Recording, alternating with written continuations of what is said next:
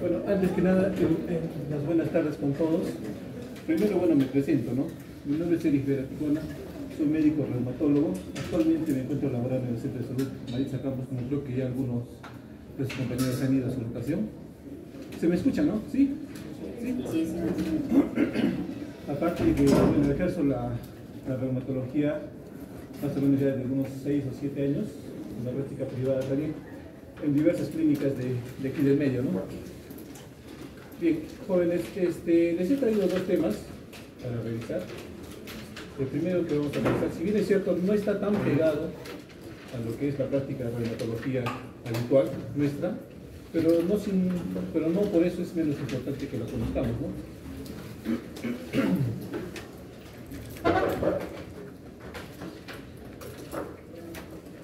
Bien, vamos a hablar sobre la artritis séptica. Bien, por definición, artritis séptica se define como aquel proceso infeccioso que ocasiona inflamación en las articulaciones. Generalmente está ocasionado por una bacteria, pero no necesariamente tiene que ser bacteria, puede ser cualquier tipo de agente patógeno, pero lo que encontramos mayormente son las bacterias. Entonces, el compromiso generalmente en lo que es artritis séptica, por lo usual, por lo que se ve, es que es un compromiso monoarticular. Pero ¿qué sucede, por ejemplo, cuando un paciente, o digamos, cuando se concurren dos situaciones, ¿no? Una, la virulencia del germen, y otro, el estado de la respuesta inmunológica del hospedero? ¿Qué sucede si la virulencia sobrepasa al estado de respuesta inmune del paciente? Entonces, tal vez esta patología que podría presentarse de manera monoarticular puede convertirse en una patología poliarticular y hasta incluso sistémica, ¿no? La frecuencia de afectación generalmente son en articulaciones mayores, pero eso no quita que también podrían afectar a articulaciones menores. Se considera como una patología poco frecuente. Realmente, en la práctica mía, habré visto ciertos casos de artritis séptica. Mayormente las hemos manejado en su estadio inicial nosotros, pero a veces el curso de la evolución de la enfermedad no es tan bueno, entonces ya tiene que también apoyar, en este caso, quien sería el más llamado, ¿no? Que sería el traumatólogo ortopedista. Se considera una emergencia ortopédica, ya que el daño articular es muy severo si es que no se actúa rápidamente y el abordaje terapéutico es agresivo inicial.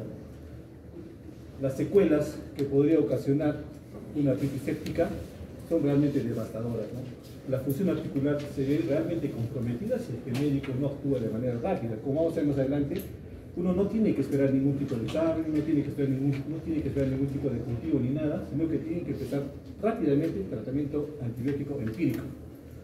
Posteriormente, tal vez corregir la antibiótico terapia, pero el tratamiento es empírico en un inicio, ¿no? A medida que va pasando el tiempo, en un paciente, la edad, los años, algunas situaciones comórbidas, enfermedades asociadas, pueden hacer que un paciente que curse con un cuadro de artritis séptica pueda hacerse mucho más agresivo esta patología, ¿no? Ahora, en cuanto a la etiología, como vamos a ver, Staphylococcus aureus para todos, ¿no? Niños, adultos, para todos, ¿no? Es el agente infeccioso más frecuente, ¿no? Pero si hablamos, por ejemplo, de grupos etarios, como por ejemplo niños, describen a los Staphylococcus del grupo beta, también a los Staphylococcus aureus, a la Neisseria, gonorrea y algunos bacilos gram negativos. Grupo poblacional un poquito particular son los adolescentes sexualmente activos, jóvenes sexualmente activos, ¿no? Aquí tendríamos que sospechar de Neisseria gonorrea. Entonces, algunos pacientes también, ¿no?, que están sometidos a tratamientos antibióticos prolongados, las infecciones fúngicas son a considerar también. Heridas punzantes, drogas, inyectables, tenemos que pensar en Pseudomonas aeruginosa. ¿Cuál es la articulación, digamos, más afectada en niños, en este grupo etario? Va a ser siempre cadera, ¿no? Por frecuencia es cadera, ¿no? Acá vemos, por ejemplo, algunas manifestaciones radiográficas. Esta es una radiografía simple, ¿no? Antero-posterior de coxo femoral derecha de un niño, ¿no?, que está afecto de una artritis séptica. Algunas características que podemos resaltar aquí son con solo una radiografía. Podemos ver, por ejemplo, ¿no?, que hay un agrandamiento del espacio interarticular. Este espacio coxofemoral está incrementado, tal vez por el proceso infeccioso agudo, porque cuando vamos a ver más adelante vamos a ver procesos ya que se dejaron avanzar, que no fue un abordaje terapéutico adecuado, donde ya no va a haber ese incremento del espacio articular. Pueden ver aquí, ¿no? Se nota claramente, ¿no? Se puede ver aquí, ¿no? este espacio está un poquito más incrementado de lo que usualmente uno puede ver, ¿no? Decimos que es un niño porque, bueno, acá podemos ver el capítulo de crecimiento, ¿no? Esta radiopacidad periarticular la podríamos interpretar como un edema de partes blandas, ¿no?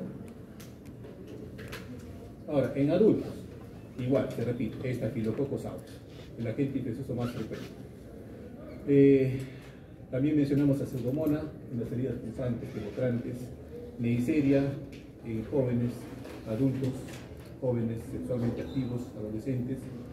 Como vamos a ver, encontrar gonococo en aspirado de líquido sinovial es un poquito complejo, ¿no? A veces no se puede encontrar, pero sí tenemos la sospecha de que el agente infeccioso es Neisseria gonorrea. Entonces podríamos considerar tal vez hacer cultivos de otras partes, ¿no? En este caso orofaringe, vagina, cuello uterino, uretra, ano, sería recomendable, ¿no? Ahora, digamos que por ninguno de los métodos usualmente aplicados, usados, ¿no?, podemos encontrar el agente infeccioso, se recomienda en todo caso hacer una biopsia de sinovia, ¿no?, en el cual nos va a resultar positivo en un 95% de casos. Entonces no podríamos quedarnos tal vez en la idea de que no podemos encontrar el agente infeccioso. Sí se puede, ¿no?, a través de procedimientos un poco más invasivos, en este caso la biopsia sinovial, ¿no? La artritis séptica a veces se puede encontrar en articulaciones un poquito complicadas, como por ejemplo la esternoclavicular, las acrílicas, y que están relacionadas con drogas endovenosas. Aquí se describe como agente infeccioso Serratia, Pseudomonas. A pacientes que cursan con cuadros neoplásicos, por ejemplo leucemias, se describe Aeromonas. Y también es importante señalar, ¿no?, que aquellos pacientes que tienen articulaciones ciertamente dañadas, por ejemplo, pacientes con una artritis reumatoidea secuelar, osteoartritis, cadera, rodilla, con una degeneración importante, estos pacientes son más susceptibles de cursar con cuadros infecciosos severos si en este caso tienen la mala suerte, ¿no?, de infectarse su articulación, ¿no? Aquí se pueden evidenciar estos puntitos de aquí que ustedes pueden ver, que en realidad ¿qué son? Son los excesos por nigrosol trocar para hacer una artrocentesis, ¿no? Entonces tenemos una artritis séptica post procedimiento invasivo, artrocentesis. Su traducción en placa radiográfica: edema de partes blandas en ensanchamiento del espacio articular, digamos que el platillo tibial, ¿no?, con la meseta femoral aquí está incrementado, ¿no? Tenemos un poquito de reacción perióstica con esclerosis. Entonces podemos ver que es un proceso agudo, ¿no? Agudo llamamos menos de 3 a 7 días, ¿no?, menos. Entonces aquí solo para documentar un poquito, la artritis séptica tiene muchos agentes infecciosos relacionados. Lo que más nos interesa a nosotros son las gonocócicas y las no gonocócicas, ¿no? Pero eso no excluye el hecho de que también podría haber reacción inflamatoria infecciosa por cuadros infecciosos virales, micobacterias, hongos, espiroquetas, por relacionar algunos, ¿no? Entonces, si hablamos de epidemiología, aquí tenemos que 2 a 6 casos por cada 100.000 habitantes. Es más frecuente en niños, sí es cierto eso, es más frecuente en niños en unas edades que promedian de 2 y 3 años que en adultos, ¿no? El predominio aún sigue siendo más en varones, 2 a 1, y también tenemos que considerar que es más frecuente en grupos de riesgo, menores, recién nacidos con hemofilia, a veces algunos pacientes inmunocomprometidos o sometidos a quimioterapia. Los extremos de la vida, menores, ¿no?, recién nacidos, mayores de 80 años, asociados a otras comorbilidades, ¿no?, diabetes mellitus, artritis, aquellos que han sido sometidos a algún tipo de acto quirúrgico, por ejemplo una prótesis, ¿no? Vamos a ver que hay artritis séptica de prótesis, ¿no?, de una articulación que ha sometido a prótesis. Aquellos pacientes que repetidas veces reciben tratamientos infiltrativos, ¿no?, de lo que sea, ¿no?, sea corticoides, discosuplementación, sufren a veces procesos artrocentésicos para evacuar una defunción articular, etcétera, ¿no? Pacientes de VIH, pacientes, como hemos mencionado, sexualmente activos también, ¿no? Pero como vemos aquí, sigue siendo Staphylococcus aureus en todos los grupos etarios el más frecuentemente asociado, ¿no?, como podemos ver en todos los grupos etarios, ¿no? Y acá un poquito para llamar la atención aquí, siempre, ¿no?, adultos jóvenes, Neisseria gonorrhoeae es un agente infeccioso importante a mencionar, ¿no? Bien, en cuanto a la fisiopatología, tendremos que aquí detallar algo, ¿no? Hay una condición histopatológica un poquito adversa en lo que es la estructura de la membrana sinovial. Es cierto que la membrana sinovial es una estructura es una estructura epitelial monocelular, de, digamos, de disposición empalizada, pero es monocelular, ¿sí? Entonces, ricamente vascularizado, ¿no? Podemos ver, ¿no? Pero carente de membrana basal. Membrana sinovial no tiene membrana basal. Entonces, esta es una barrera. El hecho de que tenga membrana basal en una estructura anatómica es una barrera. Entonces, diríamos que la fiebre hematógena es más susceptible en la membrana sinovial. ¿Por qué? Porque no tiene membrana basal, ¿no? Entonces, lesiones directas, heridas punzantes, como vemos en este gráfico de aquí, punzantes, lesiones directas, traumatismos directos en la articulación, pueden ocasionar una artritis séptica, ¿cierto? Entonces, por contigüidad también, ¿no? Procesos infecciosos crónicos, una osteomielitis de hueso que esté acompañada a una articulación, o cercana, mejor dicho, a una articulación, puede desencadenar un proceso infeccioso por contigüidad. Entonces, artritis séptica puede ser por diseminación hematógena, por contigüidad, por trauma directo, por osteomielitis o una inoculación directa del agente infeccioso. En cuanto a diseminación hematógena, tenemos que mencionar esto, ¿no? Que hay ciertas condiciones que pueden hacer que la diseminación hematógena tenga una importancia un poco mayor, ¿no? Diabetes mellitus, VIH, usuarios de fármacos de manera crónica, el abuso de drogas, prótesis, artritis, osteoartritis, actividad sexual en el caso de juego, ¿no? Entonces, ¿qué condiciones son necesarias? Mejor dicho, ¿qué condiciones se dan, ¿no? En un proceso infeccioso bacteriano, en este caso infeccioso de una circulación? Tiene que haber eventos concadenados, definitivamente tiene que existir. Primero, la entrada del microorganismo, ¿no? Tiene que haber una invasión y una colonización. El agente infeccioso debe ser lo suficientemente virulento para poder evadir la inmunidad del huésped, necesario, ¿no? Importante también que si, como estaba mencionando en un comienzo, no hay un abordaje temprano, entonces el daño articular o el deterioro articular va a ser realmente importante, ¿no? Eventos. Entonces, aquí en este gráfico quizás no se puede ver bien, pero me parece un poquito completito el hecho de que la injuria articular desencadenada por un agente infeccioso, aquí, la injuria articular desencadenada por un agente infeccioso, aquí, la injuria, ocasiona precisamente una injuria hacia la membrana sinovial. La membrana sinovial no se va a quedar realmente pues, tranquila, ¿no?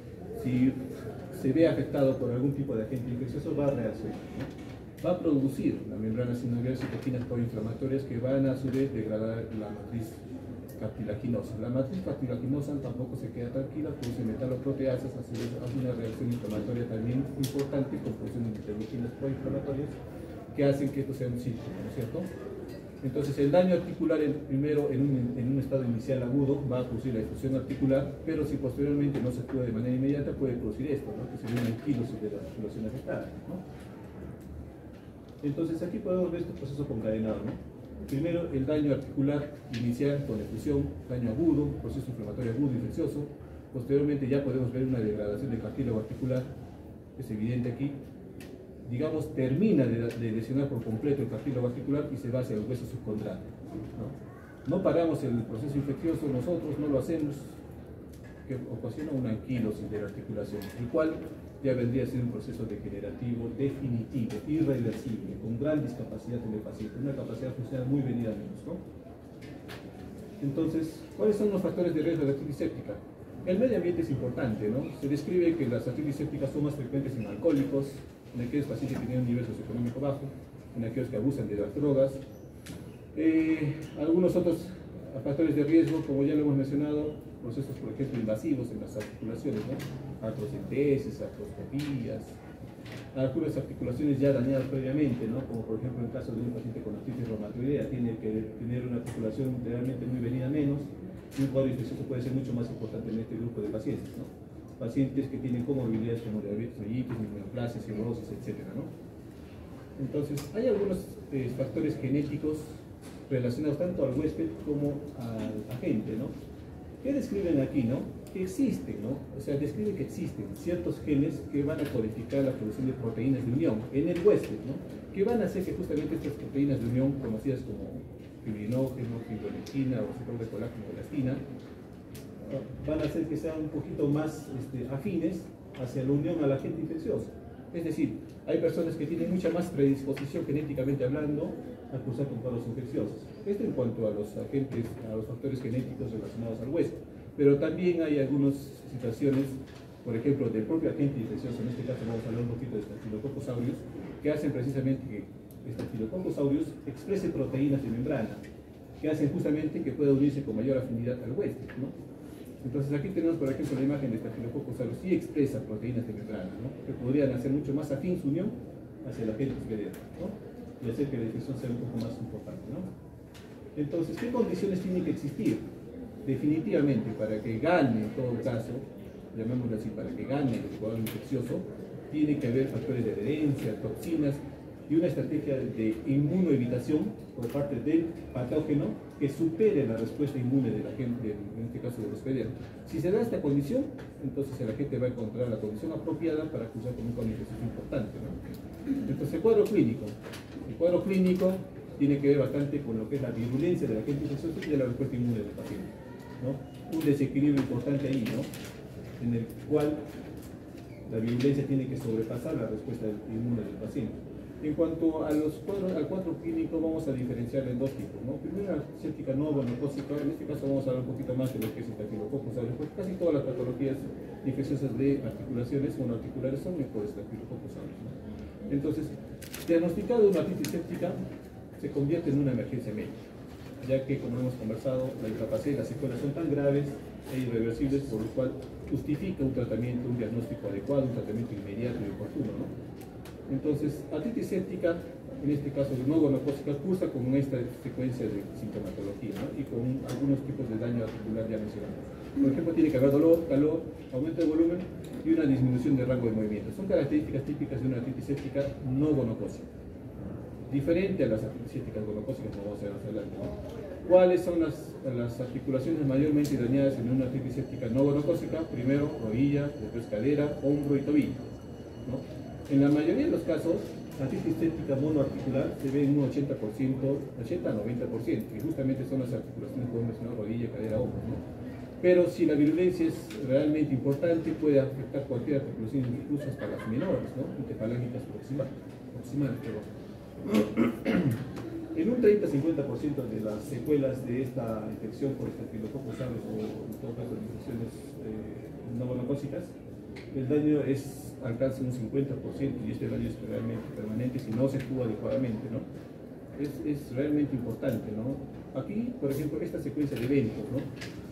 La rapidez con la cual Staphylococcus aureus puede dañar de manera irreversible una articulación, ¿no? En esta primera imagen, aquí por radiografía simple, de articulación glenumeral, podemos ver, ¿no?, que hay un discreto incremento, ¿no?, del espacio articular. Como hemos visto más antes, esto es un evento agudo, ¿no?, incremento del espacio articular, evento agudo, ¿no? A cabo de un mes, miren ustedes cómo ya se va pinzando el espacio articular y ya se ve ciertas erosiones en la cabeza del húmero, ¿no es cierto? Y en la tercera foto ya vemos una destrucción masiva de la cabeza humeral. ¿Cuánto pasó? 5 meses. ¿Para qué? Para que ocurra esto. Realmente, este es un daño irreversible. ¿Se podrá realmente este paciente recuperar, podrá recuperar en algún momento la movilidad de su brazo, de su miembro superior? Difícil, ¿no es cierto? Muy difícil. Por lo cual, esta es una emergencia que debe actuarse de manera inmediata, ¿no? Entonces, la otitis séptica gonocócica tiene otras características. A veces viene asociada con infecciones de genitales, anales, faringias, o a veces son completamente asintomáticas. Las afectaciones generalmente son las articulaciones distales, puede afectar en un inicio, incluso hasta dedos, muñecas, codos, rodillas, tobillos, diferente a la otra artritis, ¿no?, relacionada con la otitis séptica por el estafilococo. El dolor puede ser asimétrico, incluso lo menciona como migratorio. La infección a veces puede ser poliarticular. Bien, en ausencia de lesiones características puede ser incluso hasta indistinguible. No dan realmente características típicas de este tipo de infecciones por otitis séptica gonocócica, ¿no?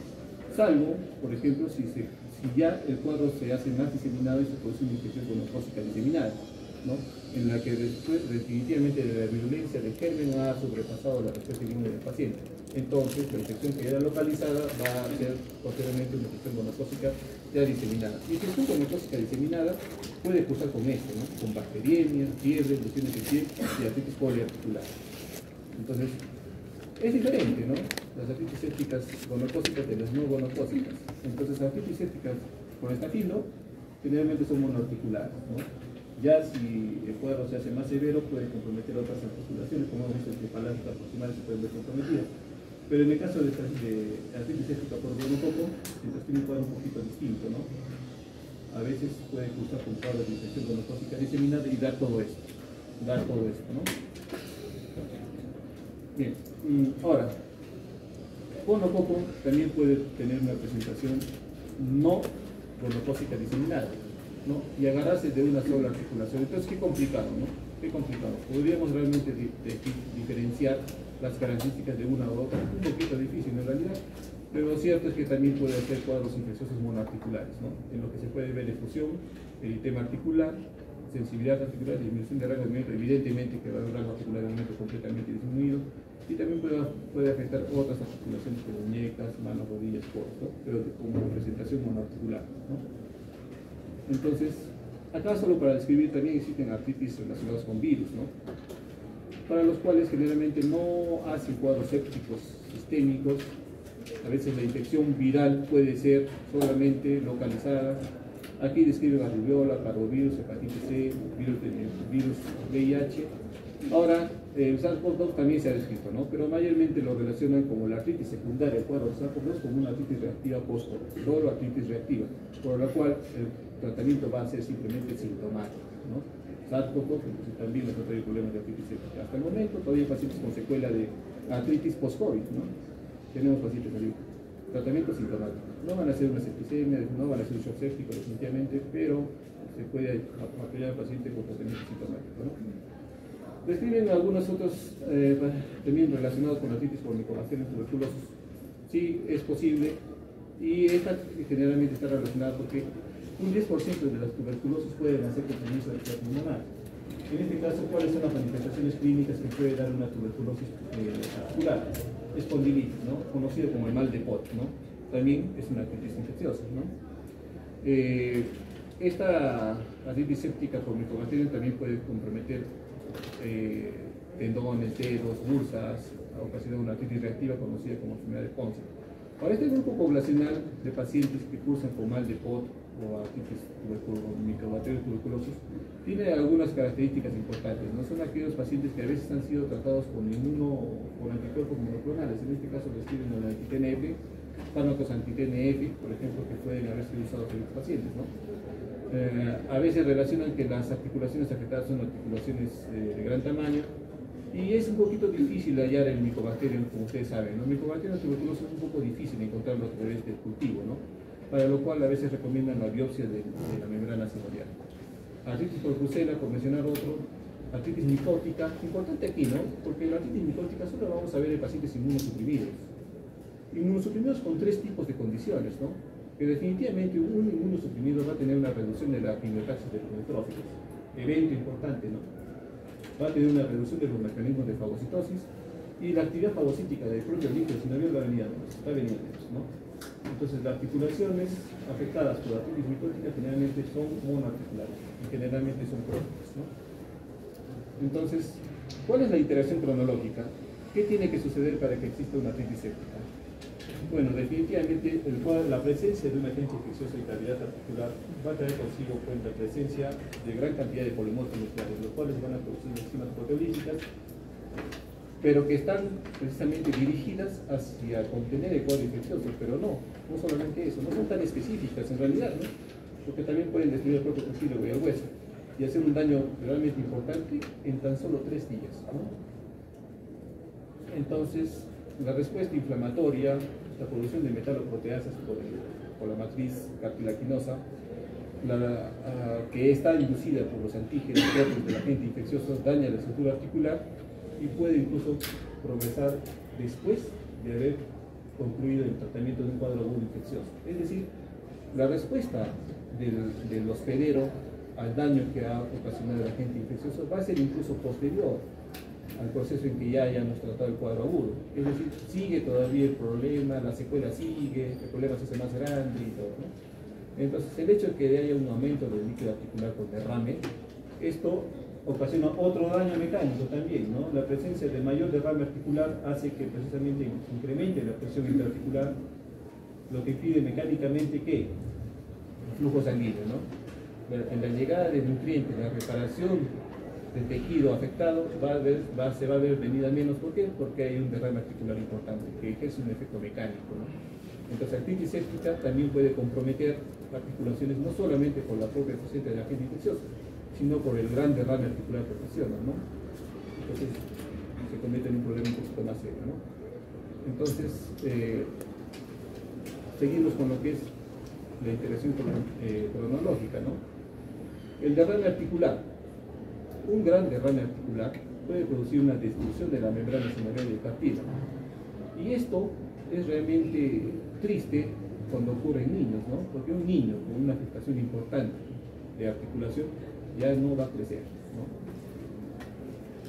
Importante que cuando el agente infeccioso también llega a alcanzar tejidos blandos, puede romper ligamentos y tendones. Si se hace más grande el problema, puede ocasionar osteomielitis y ocasionar un acceso superior. Entonces, también hay criterios, bueno, para todo lo que tiene que ver con diagnóstico, hay algunos criterios, ¿no? para poder diagnosticar artritis séptica. Mayormente están relacionados acá con la presencia, ¿no?, de cuadros infecciosos en la articulación a través de la evidencia del aspirado de pus de la articulación, marcadores restantes inflamatorios agudos como la BCG, la PCR y también cambios radiográficos, ¿no?, como criterios mayores aquí, los criterios de Morris que todavía se usan, ¿no? No son muy prácticos en realidad, no los aplicamos mucho como criterios de diagnóstico, pero sí puedo mencionarlos para saber que existen, ¿no?, y que todavía siguen ciertamente vigentes, ¿no? Criterios menores hablan sobre fiebre superior a 38, dolor de la articulación, hinchazón, síntomas sistémicos, irritabilidad, y que no hay otro proceso intercurrente que haga que el diagnóstico de artritis séptica sea que no esté con la intercurrencia de otro cuadro infeccioso o otro tipo de manifestación clínica que pueda confundirnos en el caso de un paciente que estamos tratando de estudiar la posibilidad séptica, ¿no? Y que este paciente tenga una buena respuesta a tratamiento antibiótico. ¿Qué solicitamos? De rutina podemos pedir hemograma, siempre es importante, vamos a ver a veces depósitos con dirección izquierda por cuadro infeccioso. Restantes de fase aguda, importante también mencionar que se positivizan, alcanzan valores importantes también. Pedimos gram de líquido sinovial, cultivo de líquido sinovial, importantísimo hacer la procentesis. No vamos a dejar a un paciente con una artritis séptica, con una gran efusión articular, con esa efusión articular que es tremendamente dolorosa y ciertamente muy lesiva para la articulación. Tenemos que hacer la procentesis de inmediato, ¿no? Entonces, los restantes de fase aguda, aquí la PCR se positiviza rapidísimo a las 8 horas, pero la BCG mantiene todavía su positividad mucho más tiempo, ¿no? Entonces, ¿cuáles son las características del líquido sinovial una vez que lo hemos obtenido? Debe ser un líquido purulento, evidentemente purulento, ¿no? Amarillo, verdoso, espeso, poca filancia, poquísima filancia. Si ustedes alguna vez han tenido la posibilidad de ver líquido sinovial normal, un paciente normal, que no está con ningún tipo de intercurrencia, vamos a ver que el líquido sinovial es filante, ¿no? Es muy filante. La coloración es amarillo citrino, generalmente en un es normal, pero este líquido no tiene ni filancia, no es amarillo citrino, es un líquido evidentemente purulento, ¿no? El recuento leucocitario, aquí mencionan como valor base más de 50.000 polimorfos nucleares por mililitro de líquido articular extraído, ¿no? El tipo generalmente se nos da son los polimorfos nucleares simetrófilos. Aquí podríamos, en cuanto a la citoquímica del líquido sinovial, glucosa está disminuida a menos de 40 miligramos por decilitro. El cultivo GRAM debe ser positivo al igual que el cultivo, ¿no? Importante mencionar que obtenido el líquido articular debemos de todas maneras de pedir estos exámenes auxiliares aún hayamos empezado terapia antibiótica empírica, ¿no? Quizás los resultados de estos estudios nos pueden hacer unos cambios en nuestra terapéutica, no hay ningún problema, se puede hacer, pero como les menciono, el tratamiento inicial antibiótico debe ser empírico, rápido, oportuno y empírico. Como antibióticos de amplio espectro, dosis plena, ¿no? Generalmente la vía de administración tiene que ser la vía endovenosa, como vamos a ver. Bien, ¿qué imágenes, estudios de imagen nos pueden ayudar? Creo que todos los centros de salud hospitales contamos con radiografía, ¿no? Un poco no lo tenemos, pero Como hemos mencionado, las manifestaciones iniciales en radiografía van a ser justamente las que mencioné, ¿no? Y lo repito, ¿no? Aumento del espacio interarticular, edema de partes blandas y cierta reacción periódica, ¿no? Bien, igual, aquí en esta cadera igual, aumento del espacio interarticular con edema de partes blandas o más radiopacidad se puede evidenciar en esta radiografía AP femoral de este niño, ¿no? Aquí, importante aquí, ¿no? La radiografía en una etapa temprana, entre 3 y 7 días, nos da estos cambios radiográficos, ¿no? En etapas tardías ya no nos dan ese espacio, ese tipo de cambios iniciales, ¿no? Sino como pueden ver acá ya hay un pinzamiento importante, ¿no?, del espacio interarticular. Igual se puede evidenciar el edema, las radiopacidades periarticulares, pero sí se puede evidenciar que hay cierta destrucción de hueso, ¿no? Subcondral, y en algunos pacientes incluso hasta hay una subluxación o luxación. Aquí es evidente, ¿no? Este paciente definitivamente usted cree que va a recuperar la rodilla, jamás, ¿no? Jamás. Es verdad que se ha sometido a una prótesis de rodilla porque cambios estructurales son muy marcados, ¿no? Una gran erosión ósea, prácticamente aquí ya no hay cartílago articular y donde se ha agarrado como blanco objeto, aquí el agente infeccioso, es el hueso subcondral. Entonces, esta articulación, si la dejamos así, va a llegar al anquilosis, ¿no es cierto? Articulación anquilosal. Acá ya está ciertamente medio subluxada también, ¿no? Ecografía. Últimamente los reumatólogos estamos haciendo bastante uso de lo que es la ecografía musculoesquelética, ¿no? Ciertamente podríamos decir que es algo controversial quién tiene que hacerla, ¿no? Ustedes podrían pensar, ¿qué opinarían, no? ¿Quién sería la persona más idónea, ¿no?, para practicar una ecografía musculoesquelética, ¿no? ¿Será el radiólogo o serán los reumatólogos, ¿no? En este caso, ¿no? En particular, en este caso, si estamos ante la sospecha de una artritis séptica, conociendo la anamnesis, conociendo las manifestaciones clínicas, conociendo al paciente, habiendo examinado al paciente, creo que seríamos los reumatólogos los más directamente involucrados en el asunto de la práctica de la ecografía musculoesquelética aquí, ¿no? Ya que el reumatólogo conoce al paciente y el radiólogo realmente, bueno, puede hacer el estudio, puede informarlo, pero tal vez no con la precisión con la que nosotros quisiéramos, ¿no? Aquí se puede ver esta effusión articular producto de un cuadro infeccioso, ¿no? Esta es una cadera normal. La limitación, ¿no?, de la ecografía, bueno, definitivamente esta estructura anatómica que ustedes ven aquí ya es el periósteo del hueso, ¿no? Entonces no profundiza más allá porque solo alcanza hasta esto para la ecografía, pero nos es suficiente, ¿no?, con que nos permita ver esta effusión articular en cadera, ¿no? Tomografía sirve también para magnificar el daño, ¿no? ¿Qué podemos ver? Edema óseo, erosiones óseas, focos osteolíticos y esclerosis. Pero ¿cuál es el estudio, digamos, más resolutivo, ¿no? Va a ser resonancia magnética, ¿no? Acá vamos a ver un estudio comparativo, miren. Ecografía, pero radiografía glenohumeral de una articulación de hombro, y esta es una resonancia magnética de rodilla, ¿no? Miren todo lo que podemos ver en esta resonancia magnética en una artritis séptica, ¿no? Tiene acá una sensibilidad de 100%, especificidad de 75%. Podemos ver efecciones articulares, destrucciones de hueso propio, con necrosis aquí. Definitivamente la arquitectura del hueso está completamente deteriorada, ¿no es cierto? Hay edema óseo por todo lado, ¿no? Edema óseo con erosiones, prácticamente cartílago subcondral ya no existe, ¿no? Hueso subcondral, perdón, ya no existe, ya está completamente deteriorado, y cartílago articular, interarticular ya no existe tampoco, ¿no? Entonces, el resonancia es un gran estudio, ¿no? Importante, no lo tenemos todos para poder usarlos de manera cotidiana, pero es importante mencionar que resonancia magnética vendría a ser el estudio más resolutivo en cuanto a imagen, que apoya mucho más al pronóstico incluso del paciente, ¿no? Por mencionar gamografía ósea trifásica, gamografía ósea, estudio, digamos, importante, sí, no muy habitual solicitarlo en este caso, pero lo mencionan también porque podría darnos cambios en el metabolismo fosfocálcico, que podría también estar relacionado con la artritis séptica. Sí es cierto, sí se puede, pero más lo usamos para ver metástasis, ¿no? Pero también podríamos mencionar que se puede usar, ¿no? Ahora, en cuanto al manejo, el manejo va a ser dependiendo del nivel de complejidad del cuadro que veamos, ¿no?, y la capacidad resolutiva que tengamos en el lugar donde trabajamos. Importante mencionar que si nosotros evidenciamos una artritis séptica y no vemos que tengamos la capacidad para poder resolver el cuadro, tenemos que ser idóneos y enviar al paciente donde corresponde, ¿no? con la posibilidad tal vez de mejorar en algo al paciente a través de tratamientos de primera línea, en este caso para abordar el cuadro infeccioso. Como les digo, no se puede esperar mucho, ¿no? Si no hay gran posibilidad de referir al paciente, iniciamos tratamiento antibiótico empírico, ¿no? Entonces, pero hay que ser idóneos en reconocer. Si no se puede, no se puede, ¿no? Hay que referir al paciente. Porque no tendríamos realmente nosotros,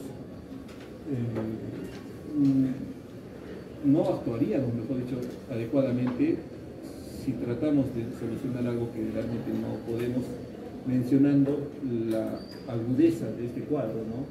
La rapidez de progresión de este cuadro, ¿no? Entonces, como les mencioné, el tratamiento inicial es empírico y debe ser parenteral a dosis plenas. Una vez obtenidos los resultados de Graham, el antibiótico puede cambiar y luego se amplía el tratamiento hasta 6 semanas, ¿no? Se menciona que 14 días debe ser de manejo parenteral y el resto de días que completan 6 semanas debe ser de oral, dependiendo, muy variable. No necesariamente tiene que ser así. Podemos incluso hacer replanteos de manejo, ¿no? Importante inmovilizar la articulación, importantísimo. Esta articulación no se debe mover inicialmente, pero si hay mejoría, a los 5 días ya debemos mover la articulación, ¿no? Como vamos a ver más adelante. El lavado articular debe ser continuo también, a veces practicado por los colegas traumatólogos, hacen lavados articulares permanentes, continuos, que hace que de repente hagamos un cambio en nuestro manejo, ¿no? Porque el hecho de que el paciente presente signos de alarma, como por ejemplo persiste la fiebre, no hay una mejoría clínica sustancial, o que como en el caso de aquí se presenta una fístula, ¿no? Esta es una rodilla sometida a un reemplazo de rodilla, ¿no? Protésico, en el cual se presentó una intercurrencia de cuadro infeccioso con fístula, ¿no? Cutáneo. Entonces, ¿cuáles son los criterios de alta? Bueno, definitivamente esto va a ser muy subjetivo del paciente, ¿no? Vemos al paciente que está clínicamente mejor, la analítica también está mejor, se hacen cultivos de líquidos cefalorraquídeos.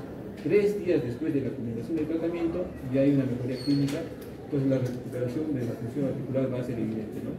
Pedimos hemograma, velocidad, restante de fase aguda y todo se ha normalizado, estos son criterios para decir que el paciente está mejor y tal vez podamos dar de alta, ¿no? El pronóstico es variable, dependiendo del diagnóstico, si este ha sido precoz y el abordaje ha sido el más adecuado, ¿no?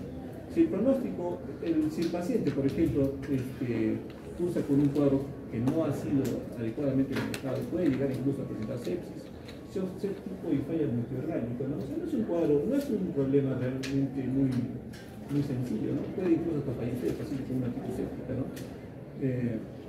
Inadvertidamente, ¿no? A veces la práctica médica es un poquito no muy exacta, ¿no? Porque hemos visto pacientes que tenían evidentemente cuadro de dolor articular, monoarticular de rodilla, en los cuales se presentaron limitaciones en el rango articular de movimiento muy sustancial y hemos hecho infiltraciones con corticoide, ¿no? De manera rápida, a veces inadvertidamente, no habiendo evaluado de manera concienzuda al paciente. Hemos ocasionado problemas graves de manera iatrogénica, sí se ha hecho, se han visto casos, lo cual no debe suceder, ¿no? Entonces, por eso es que el tratamiento debe ser lo más adecuado posible, el estudio es lo más adecuado posible. No es necesario tampoco que nos tomemos mucho tiempo, ¿no? Con un paciente, para no demorar mucho su abordaje, ¿no? ¿Para qué? ¿Para qué hacemos que el tratamiento sea rápido, ¿no? Para que las secuelas no sean irreversibles, ¿no? Veamos un paciente así, ¿no? Ya definitivamente este paciente no creo que llegue a ser lo que fue, ¿no? No creo que su actividad cotidiana, diaria, sea la misma que fue, ¿no? Igual en este paciente con nuestra antiséptica secular de cadera, ¿no? Entonces, en cuanto al manejo antibiótico, bueno, hay muchos esquemas de manejo, ¿no? Muchos, en realidad, acá les traigo algunos. Va a depender bastante del agente infeccioso encontrado. Los fármacos mayormente utilizados, bueno, hay de todo. Si podemos discernir entre si son gram positivos o gram negativos, acá podemos ver cefalosporinas de primera, de segunda, asociados a indolonas, aminoglucósidos, igual. Aquí también podemos ver que antisépticas, también hay otros esquemas de manejo, también muy parecidos al anterior, pero importante que no tanto lo memoricen esto, ¿no? Porque si bien es cierto, el agente infeccioso encontrado es el que nos va a marcar la pauta para saber qué antibiótico y con cuántos tipos vamos a usar. Pero el tratamiento, como les digo inicialmente, debe ser empírico, ¿no? Tratando de abordar aquellos agentes infecciosos que serían los más frecuentes, ¿no? Neisseria gonorrea, ceftriaxona generalmente lo que usamos, ¿no? Entonces, recomendaciones. Si el paciente mejora en 5 días, se puede evaluar la posibilidad de iniciar un AINE, ¿no? No es prioridad tener un inicio antiinflamatorio en estos videos, pero sí se puede usar si ya vemos que el paciente está mejorando los 5 días, ¿no? Para ayudar un poquito en el tratamiento sintomático. Si no hay una respuesta adecuada a 5 días, entonces tenemos que reevaluar todo, realmente todo, ¿no? Difícil tal vez que haya una confusión entre artritis séptica y una artropatía por cristales. Un poquito jalado esto, ¿no? Pero se puede dar, tal vez en un contexto determinado, ¿no? Que podamos inicialmente haber confundido, ¿no? El diagnóstico de una artritis séptica con una artropatía por cristales. CPPD, artropatía por cristales, difícil que lo podamos confundir, pero sin embargo lo mencionan así. Pero tenemos que replantear si no hay una mejoría, ¿no? Virus, bueno, también lo mencionan así, hay que replantear, hay que estudiar, dar vuelta, retroceder, replantear el caso del paciente, ¿no? En el caso de que sospechemos micobacterias, bueno, también, en todo caso, mandatorio va a ser ya, si no hay una mejoría, realizar lo que es la biopsia de la membrana sinovial, ¿no? Practicar estudios de imagen para encontrar de repente algunos daños característicos a través de resonancia magnética. Pero si la respuesta es adecuada a 5 días, la movilización debe ser inmediata en el paciente, ¿no? Tratar de recuperar su articulación, tenemos que administrar al paciente una fisioterapia intensiva y recuperar al paciente prácticamente, ¿no? Bien, esto, bueno, ya como una especie de corolario, ¿no? A veces no se puede drenar por completo la secreción purulenta intraarticular. Entonces aquí hay un poquito de controversia entre cuál sería el procedimiento más adecuado para hacer artrocentesis o para evacuar en todo caso el líquido articular. Entonces algunos estudios mencionaban que era la artrocentesis, ¿no? Un tratamiento menos invasivo que la artrotomía y que tendría mejores resultados. Pues no es tanto así, ¿no? Estas revistas de traumatología que mencionan que siempre va a ser la artrotomía, cirugía abierta, el procedimiento más adecuado para drenar por completo una articulación infecciosa. Okay. Tal vez tengan algún tipo de pregunta, alguna inquietud, algo, o después de la otra pregunta.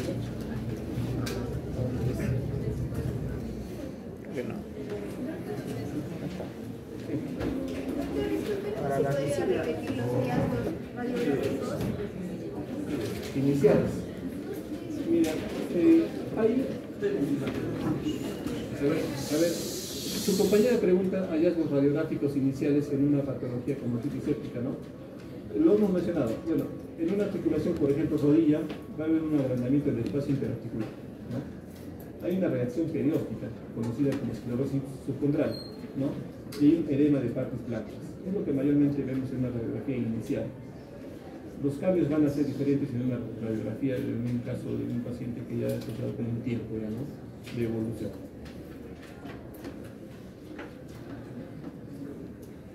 Ok, ¿alguna otra pregunta? Para el caso de artritis séptica por Neisseria gonorrea, el medicamento, bueno, en el esquema siempre debe estar la ceftriaxona. Sí, generalmente sí. Generalmente sí. Ceftriaxona es lo que mayormente recomiendan y el uso debe ser de 14 días, al igual que otro tipo de infección por algún otro agente infeccioso. 14 días. ¿Algo más? Bien.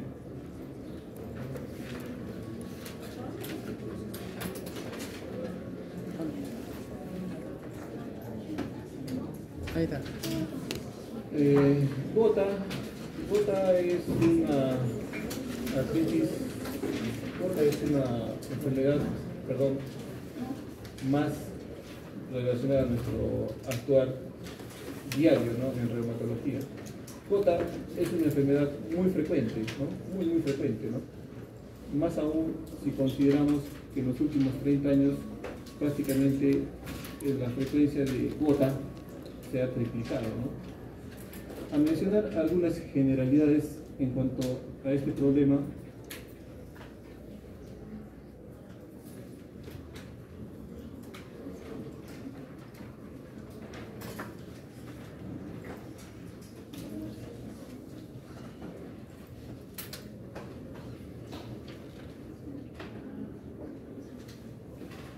Ok, algunas generalidades en cuanto a este tipo de patología articular inflamatoria.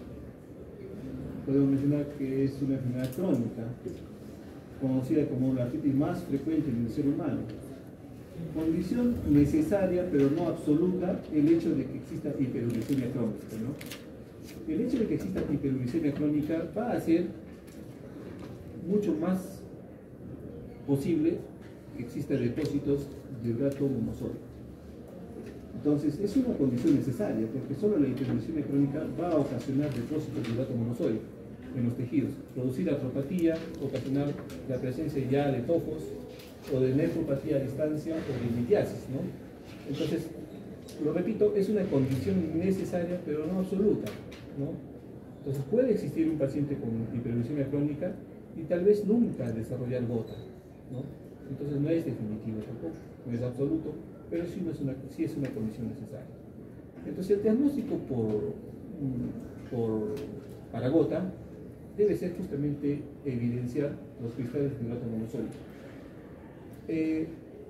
Por manifestaciones clínicas, por frecuencia de crisis dolorosa, mejor dicho, por cronología de las crisis dolorosas, por características de crisis dolorosas articulares de este tipo de enfermedad, tal vez podríamos empíricamente hacer un diagnóstico, pero no es lo más adecuado. Tenemos que detectar los cristales de urato monosódico en el líquido articular para tener un diagnóstico 100% seguro, ¿no? Criterio suficiente diagnóstico para hacer diagnóstico de gota, criterio suficiente, ¿no? Con solo el hecho de encontrar cristales de urato monosódico en el líquido articular, ya estamos haciendo diagnóstico definitivo de gota, ¿no? Pero como les digo, a veces no se hace, ¿no? Nos guiamos más por anamnesis, por historia, por cronología, por características en la patología dolorosa del paciente y hacemos diagnóstico de gota. No es lo mejor, no es lo ideal, a veces las condiciones tampoco hacen que no podamos hacer aspirado del núcleo sinovial, porque la articulación es pequeña, porque el paciente no desea que se le haga un procedimiento invasivo de ese tipo, etcétera, porque es muy doloroso. Entonces, a veces obviamos este paso, pero no es lo mejor. Lo mejor es evidenciar los cristales de urato monosódico en el líquido sinovial. Bien, el hecho de que un paciente tenga gota y que tenga hiperuricemia crónica también puede desencadenar problemas de otro tipo, ¿no? Como por ejemplo problemas cardiovasculares, renales, síndromes metabólicas, etc. El tratamiento basado a objetivo, ¿no? Dirigido hacia objetivo, el treat to target, aquí es obtener una glicemia menor a 6 miligramos por decilitro.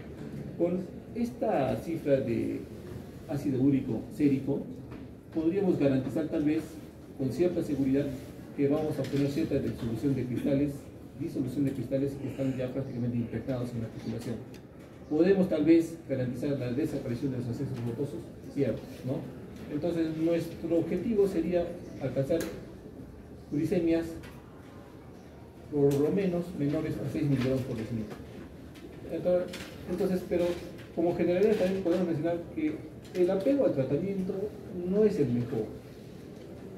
El manejo de gota a veces no es el mejor. La educación del paciente a veces no es el mejor. ¿Qué trae con esto, no? ¿Qué trae consigo esto, no? Que el paciente definitivamente gotoso es muy poco solidario, apegado, afín a su tratamiento. Abandonan, pero digamos repetidas veces, ¿no? Abandonan su tratamiento. ¿Y por qué? Por el temor tal vez de considerarse como pacientes polimedicados, de que solamente se trata la crisis más no el cuadro crónico. Es una cosa muy cotidiana, una situación cotidiana, ¿no? El hecho de que el paciente mencione al doctor, tomé mi medicación hasta cuando me sentí bien, de ahí ya no lo tomo más porque ya me curé, ¿no? Y después vienen con accesos de gota mucho peores que el debut, ¿no?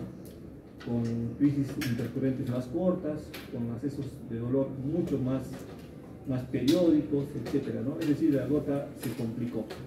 porque se depositó mucho más en las articulaciones, como vamos a ver más adelante, ¿no? Entonces el apego en gota no es el mejor. El paciente no es muy solidario con su tratamiento. A veces eso también es culpa nuestra, ¿no? No explicamos que es una patología crónica que no tiene tratamiento definitivo. El tratamiento es generalmente de largo tiempo.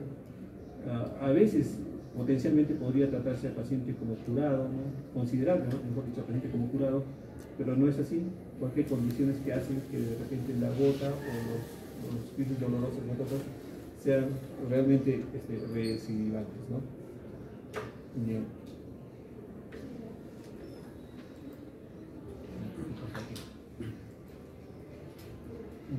Ya.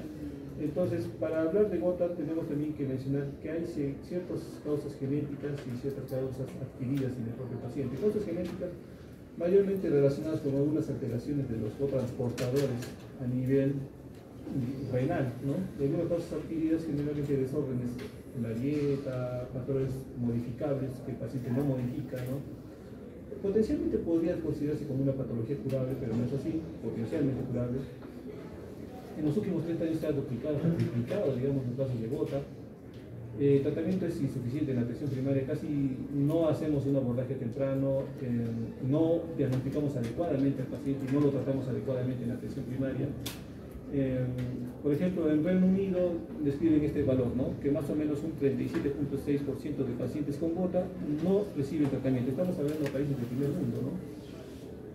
La cifra no es despreciable, ¿no? 37.6% de pacientes con gota no reciben tratamiento en Reino Unido, ¿no? Bien.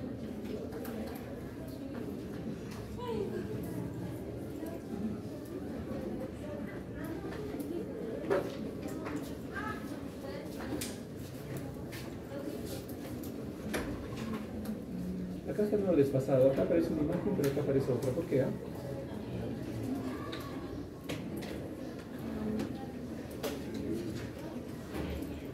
¿Quién me da una manita? No actualiza. Acá tengo una imagen en la presentación, pero acá aparece otra, ¿no?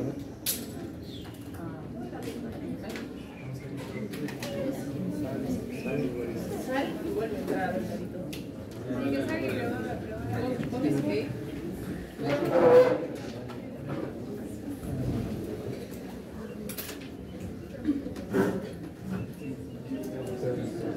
Deja de compartir y vuelvo a compartir. Ay. De ver otra vez.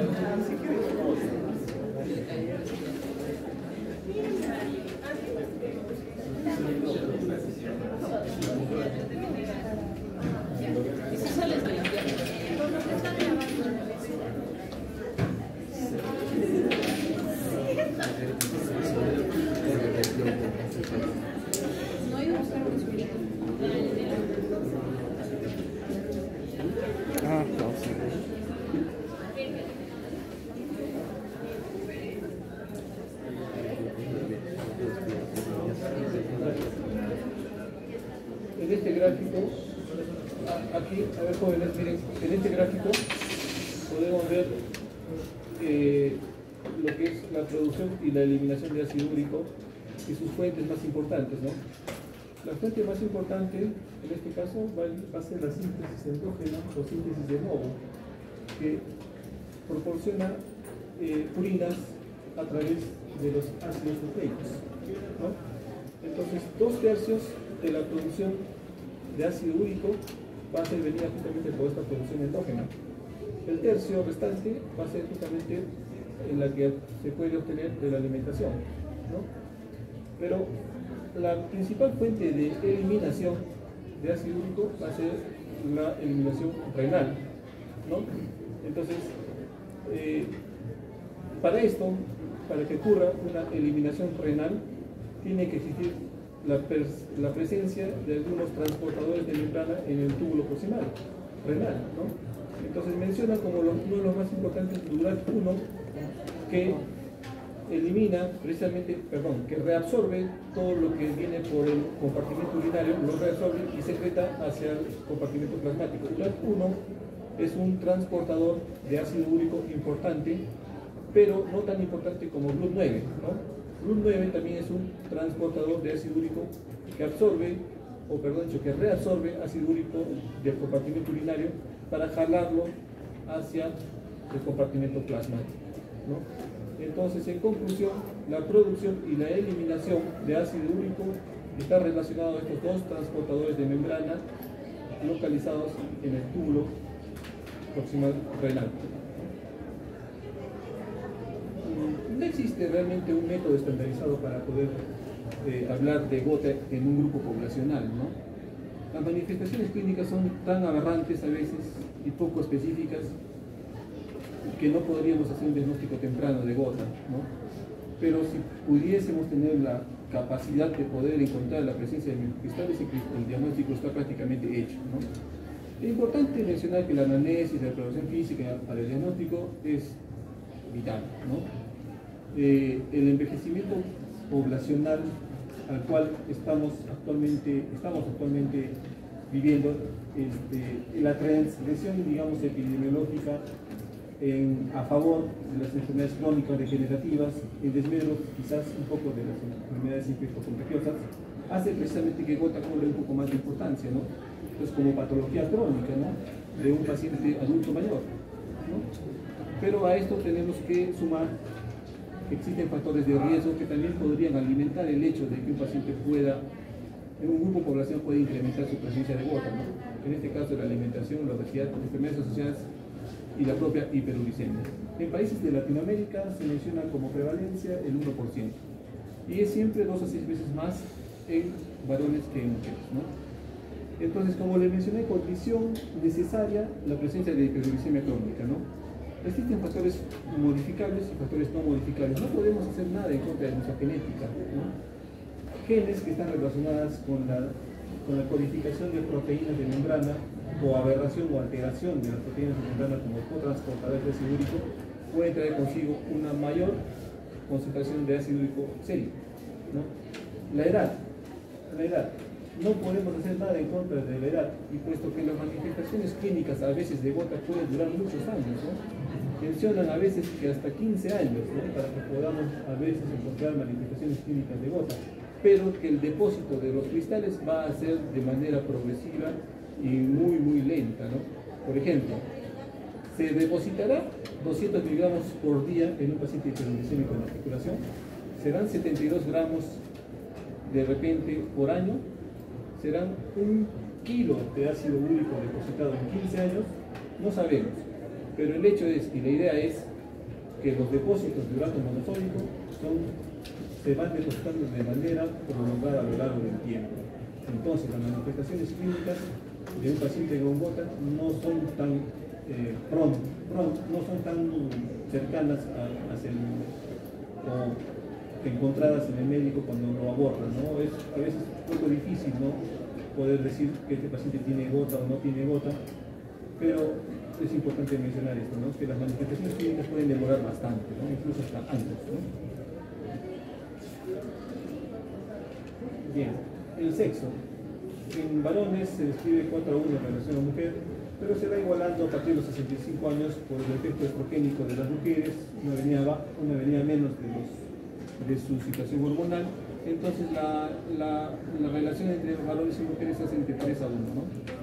Entonces, miren, hay condiciones que van a ser imbricadas aquí, ¿no? Condiciones genéticas, condiciones de alimentación, ¿no? Entonces, todo esto es un conjunto de eventos que pueden traer consigo un evento en particular, hiperuricemia. Entonces, condición necesaria que haya hiperuricemia, ¿no? Ahora, la etnia, sí mencionan que a veces los afroamericanos son los que tienen mayormente este tipo de problema articular. Factores de riesgo modificables, la hiperuricemia. ¿Podemos hacer algo en contra de la hiperuricemia? Sí se puede, ¿no? Pero se puede corregir, ¿no? Pero como les mencioné, es una condición necesaria pero no suficiente. El umbral para que, digamos, el ácido úrico sérico se vaya depositando en las articulaciones menciona en valores próximos a 6.8 a 7 miligramos por decilitro. Si es que los valores superan este rango, entonces podríamos pensar que tal vez el ácido úrico se está depositando en las articulaciones. Entonces, aquí, por ejemplo, hay pacientes que pueden tener depósito de cristales a lo largo del tiempo y no presentar ningún tipo de manifestación clínica, ¿no? Después de muchos años. Incluso mencionan como promedio 11 años, ¿no? Y en tanto tiempo en que un paciente va depositando cristales de ácido úrico para que después de 11 años recién se haga manifiesta la enfermedad dolorosa, ¿no? Entonces, en la parte superior aquí vemos aquellas situaciones que hacen que se incremente el aporte de ácido úrico en un paciente, ¿no? La dieta aumentada en purinas, dentro de este alcohol, cerveza, carne, pescado. Los recambios celulares, por ejemplo, muerte celular rápida en pacientes neoplásicos, hacen que haya un mayor aumento de nucleótidos, con esto una degradación hacia de los ácidos nucleicos, hacia la producción de bases urínicas, para el incremento del ácido úrico, una disminución de la presión renal que se ve mayormente en pacientes con alcoholismo, pacientes obesos. Los obesos tienen mayor resistencia insulínica, los pacientes que consumen bastante carbohidratos como la fructosa también tienen mayor resistencia insulínica. Y aquí abajo algunas condiciones que hacen que el ácido úrico disminuya, ¿no? Como medidas higiénico-dietéticas, mayor aporte de purinas. El uso de café mencionan también como podría comportarse como cierto hipoglucemiante. La pérdida de peso, la vitamina C, etcétera, podría incrementar la presión renal de ácido úrico, ¿no? En cuanto a la ingesta de purinas de tipo vegetal, no menciona que se pudiese considerar como un factor de riesgo para hiperglicemia, ¿no? Entonces existe la posibilidad tal vez de que podamos encontrar comorbilidades en un paciente con enfermedad gotosa. En este caso, en este cuadro menciona, por ejemplo, la frecuencia de síndrome metabólico y de obesidad en pacientes gotosos. Importante, miren los valores en este grupo poblacional, realmente importante, diagnosticados individuos con gota, más de 1000. Entonces, vemos que de estos 1000, 28.7% hacen obesidad. Hacen síndrome metabólico 42.7%, en diversos estilos, Bosque, Casus, Nanes, ¿no? En todos podemos ver que síndrome metabólico y obesidad son patologías asociadas a gota con mucha frecuencia, ¿no? Ahí lo ven. Entonces, síndrome metabólico y todos sus componentes, obesidad abdominal, intolerancia a glucosa, dislipidemia o hipertensión, todo esto tiene relación con ¿qué? Con hiperinsulinismo. Hiperinsulinismo que en relación a todos los componentes del síndrome metabólico van a traer consigo ¿qué cosa? Finalmente hiperglicemia y la posibilidad de desarrollar una patología como gota, ¿no?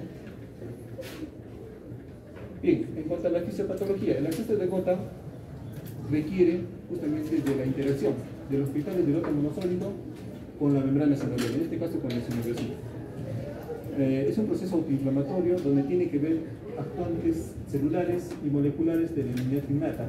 Aquí tiene que ver todos los elementos formes de los que pudiesen iniciar como una barrera de defensa inicial, pero también tienen que ver las citoquinas proinflamatorias en los gotas, ¿no? Entonces tiene que ver entonces con eventos moleculares y de inmunidad innata, ¿no? Como manifestaciones clínicas, a veces, como les mencioné, puede ser completamente asintomática por muchos años, ¿no? La uricemia y el tiempo de exposición es un factor importante. ¿Cuánto tiempo el paciente está expuesto a una gran hiperuricemia, ¿no? A veces marca el pronóstico también y el desarrollo de gota, este hecho, pero como les mencioné, es un factor importante, pero no tan determinante, ¿no? Vamos a ver más adelante ciertos valores un poquito controversiales también, ¿no? Entonces, hay estadios evolutivos iniciales entre 3 y 42 años, en promedio 11 años. Es decir, ¿no? Inicialmente, como manifestación clínica inicial, el paciente podría presentar una crisis dolorosa en rangos de edades realmente muy amplios, ¿no? Y que pueda relacionarse con gota, como manifestación inicial temprana. Pero una vez iniciado el cuadro doloroso inicial temprano, el primero, los subsiguientes cuadros de acceso doloroso ya van a ser más frecuentes, ¿no? Entonces podemos ver que, por ejemplo, después del primer acceso, 2 años después, un paciente con gota no diagnosticada puede nuevamente presentar un acceso doloroso. Posteriormente tenemos ya la gota cofácea, que es la gota crónica, en la cual el dolor va a ser prácticamente permanente, los intervalos están completamente acortados de dolor y los accesos dolorosos son realmente largos y graves, ¿no? Entonces la presentación inicial es realmente larga, ¿no? Puede el paciente estar con los depósitos de cristales en su cuerpo mucho tiempo, ¿no? Mucho tiempo, para después de muchos años presentar su primer crisis dolorosa. Los subsiguientes dolores van a ser un poquito más frecuentes, ¿no? Entonces, en cuanto a gota aguda, generalmente afecta articulaciones distales de miembros inferiores. Podagra es una manifestación clínica muy patognomónica de esta enfermedad, ¿no? Artritis infecciosa inflamatoria de la primera metatarsofalángica, ¿no? Podagra. Frecuente, pero no es la única. A veces también como manifestación inicial temprana puede presentar compromiso de rodillas, tobillo y tarso. A veces, como manifestación inicial aguda temprana, puede haber bursitis. Es frecuente ver bursitis sobrecraniana, prerotuliana, tendinobursitis. Y es una condición un poquito particular el hecho de que el paciente manifiesta su primera crisis dolorosa en la noche, incluso en reposo. ¿Y por qué en la noche? ¿Alguien sabe por qué en la noche? ¿Por qué a veces el paciente dice que debutó con gota? Bueno, no le van a decir así, ¿no? Debuté con mi dolor, doctor, en la noche, ¿no? En la noche me empezó a doler gota. ¿Por el reposo? ¿Por qué? Por el frío. El frío condiciona precipitación de cristales de átomo monosólico. Es una característica. Y generalmente el paciente que debuta con gota te lo va a mencionar así. Todo, bueno, más me duele cuando hace frío, ¿no? Y sí tiene relación con frío, ¿no? Por la precipitación de los cristales. Sin tratamiento, una primera manifestación gotosa inicial temprana puede mejorar incluso en 2 semanas, sin tratamiento. Esa es una característica, ¿no? De gota. No haces absolutamente nada, simplemente el paciente se deja estar y el dolor se va. Inicialmente, ¿no? Porque después los accesos dolorosos van a ser más frecuentes, ¿no? Si el paciente no recibe el tratamiento adecuado, ¿no? ¿Cuáles son los eventos previos a la manifestación dolorosa del paciente? El paciente te lo va a mencionar así. Bueno, doctor, estaba tranquilo y simplemente jugué un partido y desde ahí me duele el pie, pero tremendamente y no me pasa hasta ahora. He tomado antiinflamatorios, sí, me ha pasado, pero ahora nuevamente me está doliendo y ya no estoy jugando fútbol, ¿no? Las intervenciones quirúrgicas también son importantes, aquí como evento estresante, también relacionado con debut de gota. La suspensión de la vía oral también a veces relacionados. Son realmente eventos previos a la presentación de gota que no necesariamente son muy relacionados al ácido úrico o a la hipoglicemia, no, pero simplemente sí son eventos que lo menciona el paciente, ¿no? A veces cambios en la dieta, el consumo de algún tipo de fármacos, todos estos eventos pueden relacionarse con el debut de gota, ¿no? Bien.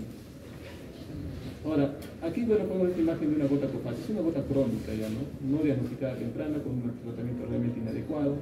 Las articulaciones comprometidas ya pueden ser muchas, ¿no? Con una gran tumefacción, una gran limitación articular y una deformación con limitación del rango articular y la capacidad funcional del paciente se ve venir, ¿no? Acá la gota cofácea puede presentar diversas ubicaciones o localizaciones, ¿no? Esto, por ejemplo, es muy útil, ¿no? Localizar topos en el hélix del pabellón auricular es importante, ¿no? A veces no lo podemos evidenciar en otra parte, pero este tejido, esta textura anatómica suele presentar este tipo de tofitos aquí, ¿no? Y sí, es frecuente encontrar esto, ¿no? Luego, bueno, si vemos esto que es tan patognomónico, bueno, que es una bursitis sobrecraniana, ¿no? Con evidente presión articular, y acá podemos realmente obtener con mucha facilidad los cristales de urato monosólico, ¿no? ¿Qué otra patología te puede dar bursitis sobrecraniana? Muchas en realidad, ¿no?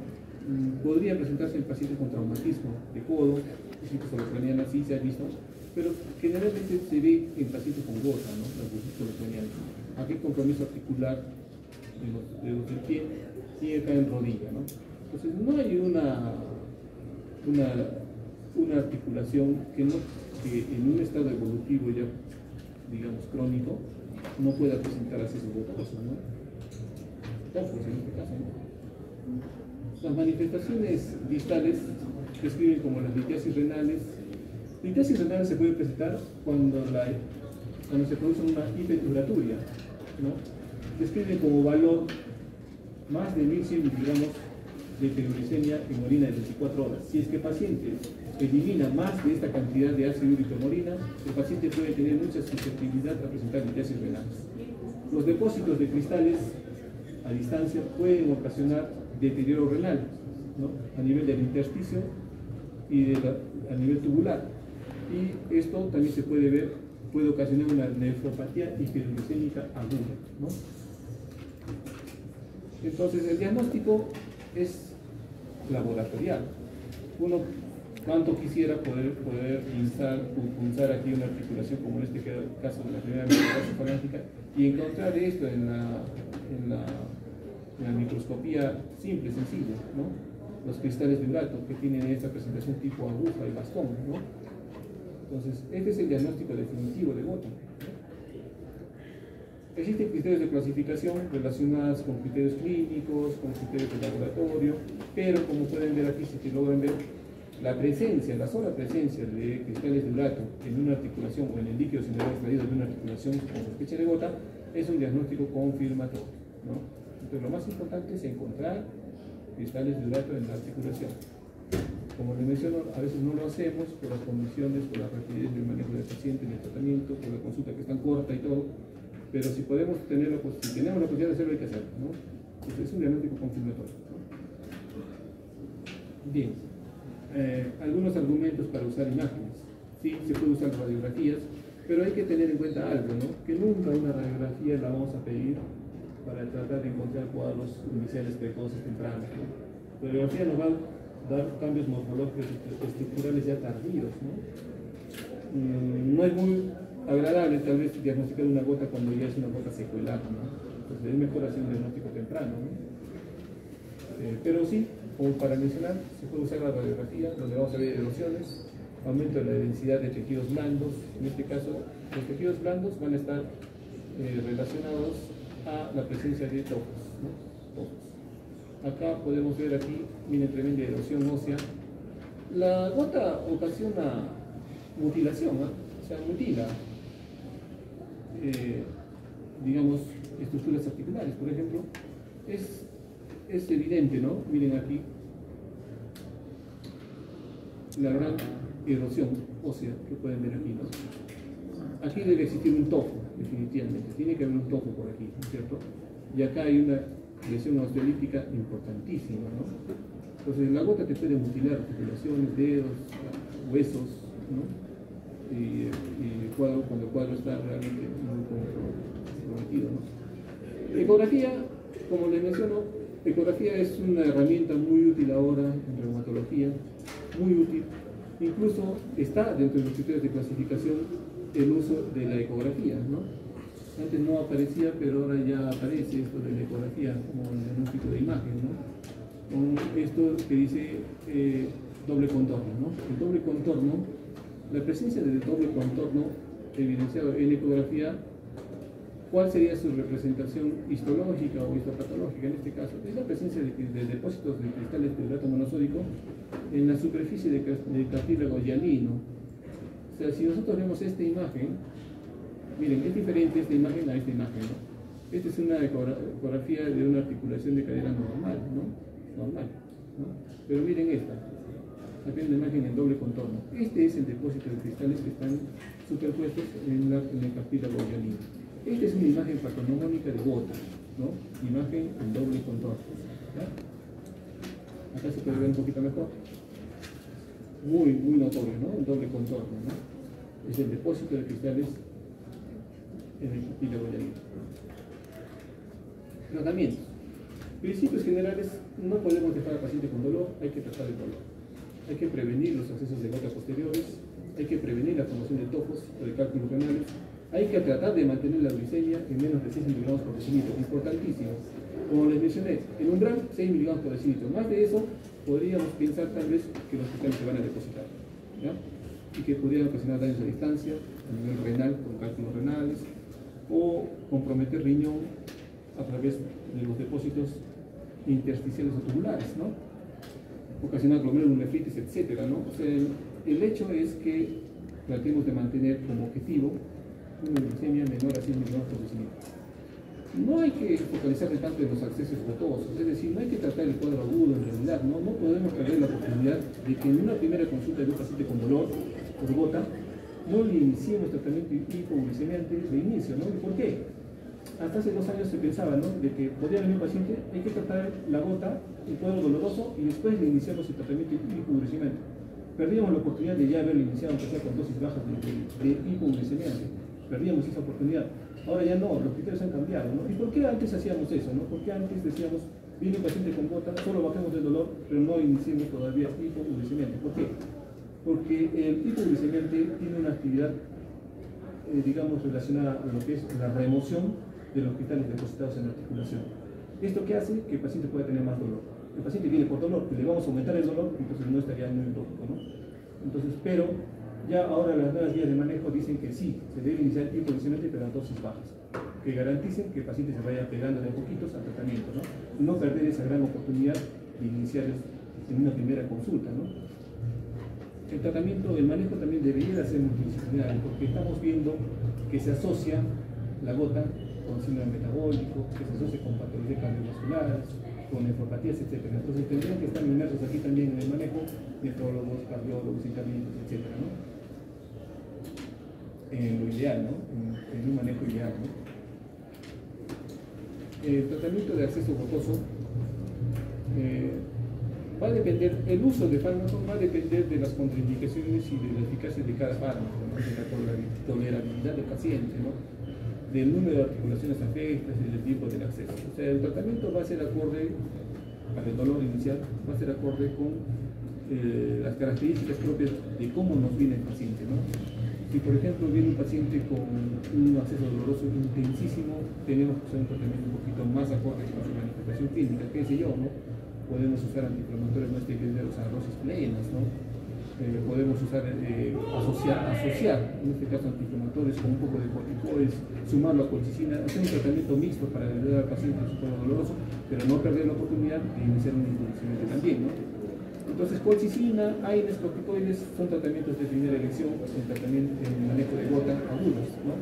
La colchicina es un tratamiento, es un fármaco muy noble, se puede usar de manera muy crónica, por mucho tiempo, con pocos efectos adversos realmente, ¿no? Los AINES, ahí hay que tener un poquito de cuidado, hay pacientes que vienen con gastropatía previa, patología ulcerosa, etc. Entonces tenemos que tener un poquito de cuidado en la elección de AINES, ¿no? Usar corticoides y los primeros dos están contraindicados, ¿no? Corticoides se pueden usar de manera sistémica, tal vez sí se puede, pero hay que evaluar bastante al paciente, ¿no? Si es la mejor de las indicaciones. Si la afectación es monoarticular de gota, entonces podríamos hacer uso de los corticoides de manera intraarticular, completamente aceptado, oportuno, y sería un buen manejo, ¿no?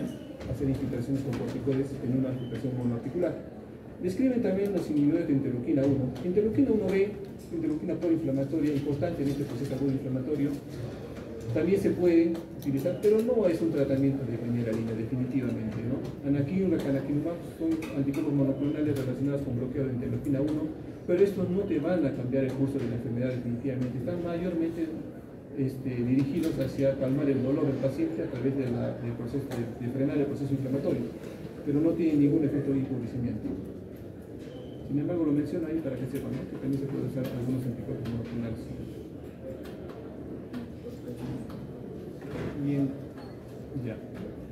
El tratamiento hipoglucemiante es la base, ¿no? Tenemos que reducir a largo plazo la glicemia por debajo de 6 miligramos por decilitro. Entonces, como les mencioné, el inicio desde el primer acceso, ¿no? Hay algunas bibliografías que ustedes van a encontrar que dicen que no se debe usar hipoglucemiante en un primer acceso doloroso, pero como les mencioné, esa era la razón, ¿no? Pero ahora ya no, cambió un poquito, ¿no? No podemos perder esa oportunidad de abordarlo al paciente con hipoglucemiante en la primera consulta. ¿Por qué? Porque como hemos visto más antes, el apego al tratamiento es realmente catastrófico, ¿no? El paciente con gota dolorosa, con gota, digamos, complicada, a veces prefiere continuar con su problema doloroso y evitar ser polimedicado, ¿no? Prefiere seguir con sus conductas medioambientales un poquito adversas, ¿no? Paciente jocoso, paciente que le gusta comer bien, ¿no? Que le gusta tomar bebidas alcohólicas bastante, ¿no? Y que eso prefieren antes de estar en tratamiento y que cambie completamente su estilo de vida, ¿no? Prefieren no cambiar eso, ¿no? Sino continuar. y solamente tratarse cuadros dolorosos, el cuadro doloroso, es decir, el acceso doloroso. Típico es el paciente que recibe diclofenaco con dexametasona, a cada rato, ¿no? Diclofenaco con dexametasona, y con eso me pasa, doctor. Perfecto, ¿no? Pero después es el desenlace un poquito complicado, ¿no? Cuando ya viene con otras comunidades asociadas a la hiperinducción crónica, ¿no? Viene el paciente ya con un hierro de creatinina muy disminuida, se viene en 30 y no lo sabe, ¿no? Y no lo sabe, ¿no? Y ya viene con nefropatía crónica ya muy establecida, ¿no? Entonces, allopurinol, el fármaco hipoglucemiante de elección. Se puede iniciar, como le mencioné, miren, de 50 a 100 miligramos por decilitro. Esto no le va a ocasionar resorción de los depósitos de cristales, definitivamente. 50 a 100 es una dosis muy bajita. Eso no va a aumentar el dolor en el paciente, pero hay que empezar así, ¿no? Y después seguir con una escalada progresiva, ¿no? ¿Cuál es el problema de allopurinol? Que a veces no se puede superar los 300 miligramos por día cuando encontramos un clearance de creatinina menor a 90 mililitros por minuto. Este es un problema, ¿no?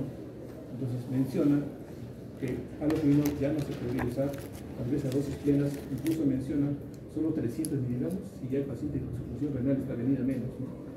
Otro problema importante de allopurinol, las toxicodemas.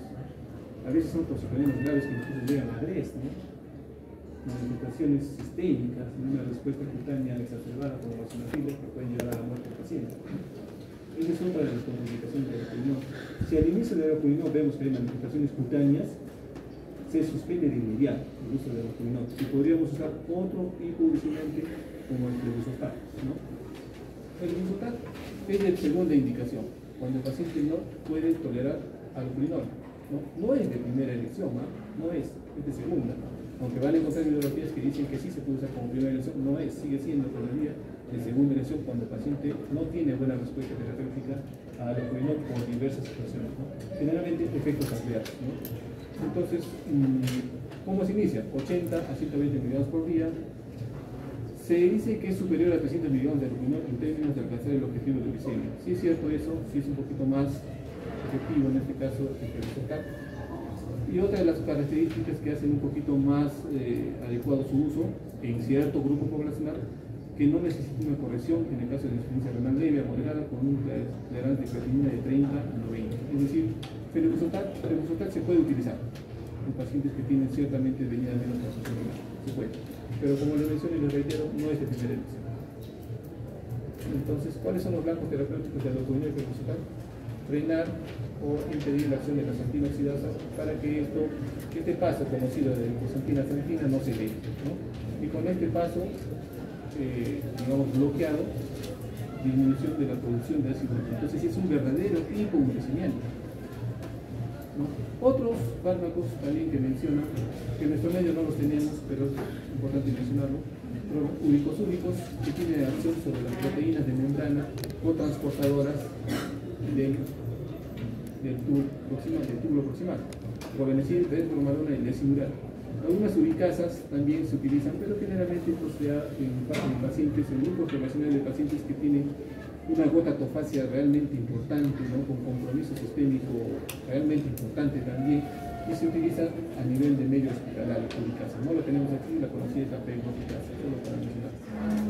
Punto aparte aquí, hablemos un poquito de lo que es la hiperuricemia sintomática. Entonces, como les mencioné, y les reitero otra vez, hiperuricemia es una condición necesaria pero no suficiente.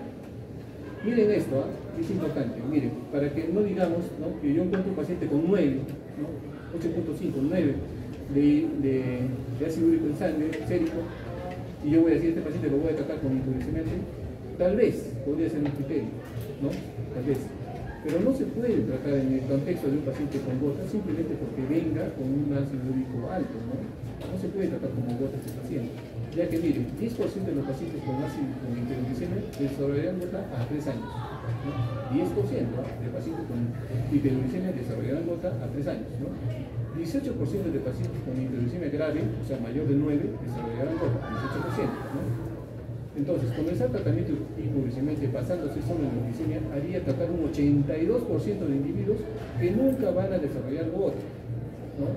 Entonces, ¿es suficiente encontrar un paciente con hiperuricemia y tratarlo con hipoglucemiante? No, en el contexto de un paciente que pueda desarrollar gota. ¿Por qué? Porque el 82% no la van a hacer, no van a desarrollar gota. ¿Por qué tratarlo con hipoglucemia? Ahora, sí es cierto que la hiperglucemia puede venir asociada con otras comorbilidades, ¿no? Patología cardíaca, patología renal, etcétera, ¿no? Para el cual tendríamos que hacer un abordaje más integral, ¿no? Hacer un consenso, ¿no? Entre otros especialistas y decir y definir si es que se va a tratar por esas otras comorbilidades, porque definitivamente por gota no, ¿no? Entonces, claro, está ahí esa situación, ¿no? Ahora, mire, es asunto importante, ¿no? Mire, del 60 al 86% de pacientes con toxicolemias graves a alopurinol recibían tratamiento con hiperglucemia asintomática. Tremenda diatogenia, ¿no? O sea, gran cantidad de pacientes que han desarrollado toxicolemia, incluso hasta DRES, ha sido precisamente desencadenado por un uso inadecuado del alopurinol en un contexto de un paciente con hiperglucemia asintomática. Bien, creo que eso es todo. ¿Sí? Si alguien tiene alguna duda, algún comentario, algún aporte tal vez.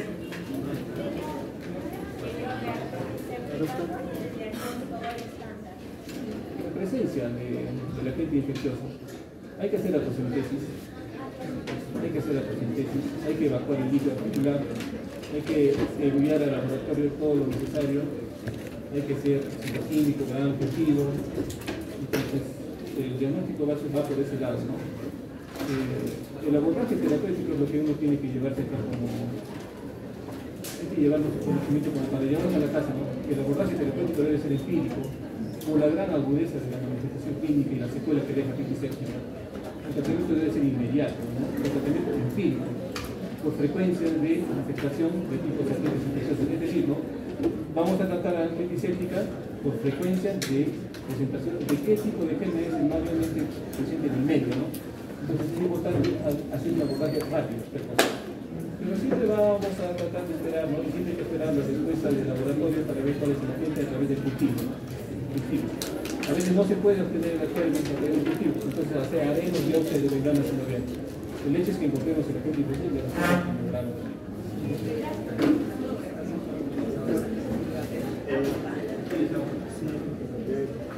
Había una diapositiva donde dijo que había que suspender a la alopurinol cuando hay toxicodermias y había otras siglas que decía DRES. ¿A qué se refiere? DRES es una enfermedad sistémica o eosinofílica asociada a fármacos, ¿no? Es estrés. Es una manifestación cutánea sistémica asociada a una toxicodermia, en este caso a alopurinol. Es un estado, digamos, muy complicado de afectación a consecuencia de un fármaco utilizado, ¿no? Generalmente es un proceso así, se conoce como DRES, sus siglas en inglés. Es una respuesta sistémica eosinofílica dermatológica con compromiso sistémico. Sus siglas en inglés DRES. Tiene que ver los eosinófilos, la respuesta sistémica, con la dermatitis. Se conoce como DRES.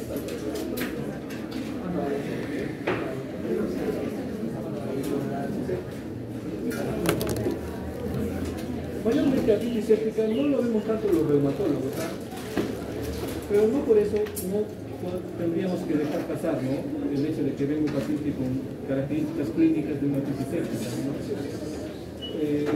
Los vemos, le podemos llegar hasta el diagnóstico, pero generalmente no somos nosotros los que lo tratamos, generalmente son los traumatólogos y los especialistas. Ellos son. Ellos saben mucho más, hacen sus lavados, sus artroscopías y todo eso, ¿no? Por eso ese slide al final de la antiséptica. Eso es esa controversia, ¿no? ¿Cuál sería el procedimiento quirúrgico más adecuado para rellenar una circulación infectada? Sigue siendo la artroscopía con cirugía abierta la más recomendada, ¿no? Porque había esa controversia que decían que la tosentesis con el tratamiento no muy invasivo era el mejor. No, sigue siendo la artroscopía. Eso es lo que había pasado hace los reumatólogos no somos cirujanos en realidad, ¿no? Pero no por eso no la conocemos, sí la conocemos.